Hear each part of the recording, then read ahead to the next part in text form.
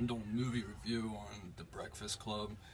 Came out in 1985, and it's this cult classic. And it's actually my first time watching it, not too long ago, a few weeks ago. And it's this teen angst, classic movie where you got the, four main characters are the Brain and Brian Johnson. You got John Bender, the bully, Allison Reynolds, the quiet, weird chick, it doesn't really say much, but everybody's like freaked out about her because she just does weird shit. Like, for example, in one of the scenes, she flushes her hair and it's like dandruff just snowing onto her picture, and it's, completely strange and weird. And then you got the jock, Andrew Clark, and he's basically the typical school badass, and he stands up for Brian and Claire because I feel like he's got like a crush on her. But usually nobody stands up to the bully, but he'll stand up to him to prove that he's a badass and he can hang with him. And John, there's a scene where they get into a fight, and John, he knows that Andrew basically beat his ass, so he just says, fuck it. Like, oh, I don't care about you. Because Andrew basically takes him and tackles him to the ground. And John's just like, oh yeah, I'm good. And then he pulls out his, switchblade. And he's like, yeah, I'll just fucking kill you. Like, that's how much of a badass I am. Like, if I can't beat you single-handedly with my fist or whatever, then I'll just kill you. And that's John's way of saying, hey, I'm a maniac, don't fuck with me, without losing his character, because it's like, he just lost essentially in front of the kids, and he doesn't want to lose his character, I guess is the word for it. He doesn't want to lose that tough guy, like, oh, he beat my ass, I'm no longer the bully anymore, freaking Andrew is. And then, anyways, basically they find out that they have a lot more in common than what they thought. You got the teacher, he's basically a douchebag, and they all agree with it. They just want to get through with their day. But John's fucking tormenting them because he doesn't give a fuck. He ends up getting like 8 detentions or something crazy because he's showing up how much of a badass he is. He's like, oh yeah, I don't give a shit, I'll go do this, whatever. And then they go through this whole like demise of like how they got their characters, and it's kind of interesting because towards the middle of the movie, they start saying that they're becoming like their parents, but they don't want to be like their parents, but they think that's the only way to grow up. The only way to grow up is basically I think it's Claire says this. She says, growing up is your heart dying. Because you lose your innocence, and now you got a job, you're doing this, you're not no longer just allowed to hang out and chill and stuff. You got crap you gotta take care of, you got a family or whatever.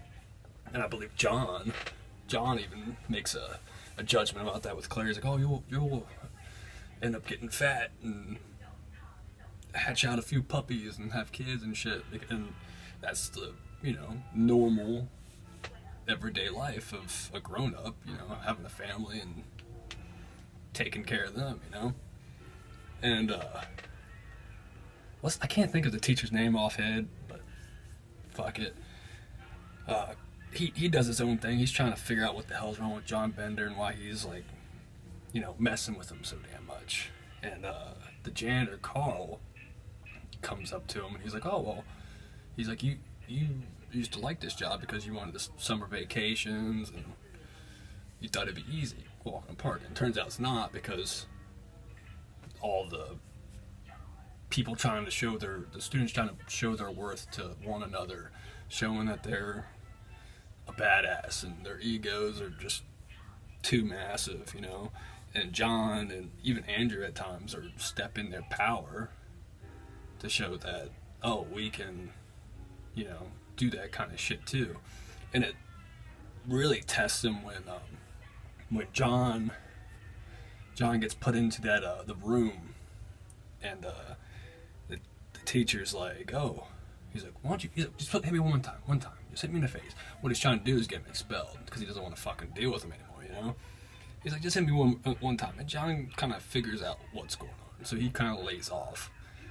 but the teacher is trying to set him up, because I mean no teacher would do that shit, but I don't know, maybe back then, but he's trying to get him to punch him so then he could get expelled and never have to deal with him again, you know.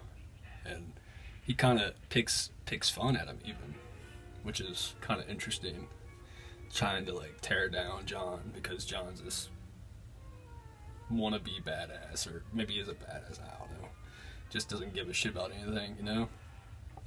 Then towards the end, they start becoming, they all have like something in common. They're all friends basically, like. And Brian makes an interesting statement. He's like, oh, so this is after they smoked weed and, you know, had a little dance party thing and shit. But anyways, the interesting thing Brian says, he's like, well, are we going to be friends after all this? Like, are we still going to be friends? Because Brian sees these guys all as friends. And Claire's like, well, no. Because once we're outside of here, we're back to our regular selves. Like, you got Andrew the jock. He's going to be hanging out with his football or wrestling buddies, sports buddies, you know, the jocks. John's going to be hanging out with his heavy metal guys, his friends. Allison, she says she doesn't have friends, and the only reason why she was there is because she was freaking bored, which is hilarious. And Brian, I mean, I guess he's got nerd friends. So, and Claire's got the, you know, preppy rich kid friends, popular kids, where they all hang out. And she's like, oh, well, they catch us hang out with you guys, like, we'd get made fun of and mocked and laughed. So it's all this, like, fake persona that the kids put on, like a big show, basically. It's just a massive, real-life puppet show, basically, because they know if they do that, they would lose that coolness. They would no longer have that mask, basically, because like you see them for who they really are in the movie, like when they're in detention, that's who they really are, but it's all a facade. After all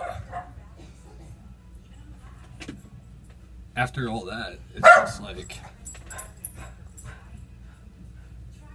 oh, dog's going crazy, but it's just a big mask, a big facade.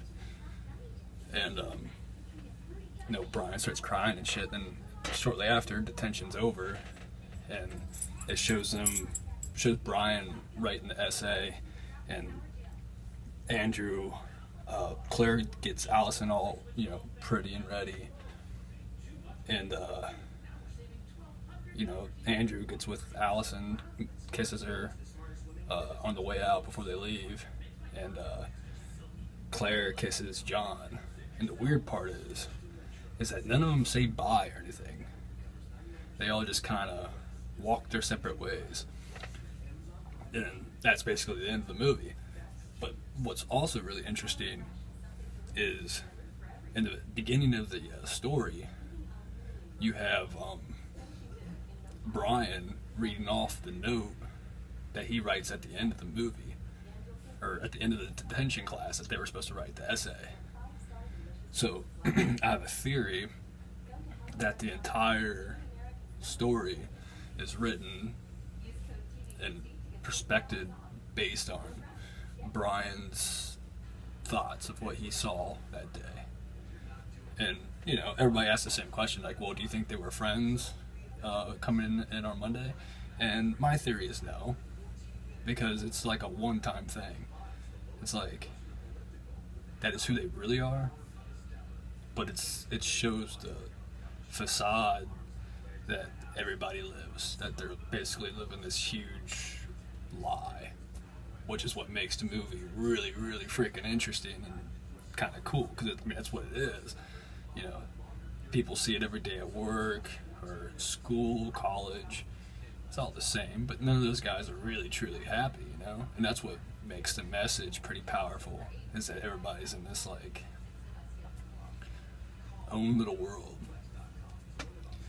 Anyways, that's enough from the Breakfast Club. I'll probably do a couple newer shows for my next episodes. So I hope you enjoyed this. Peace.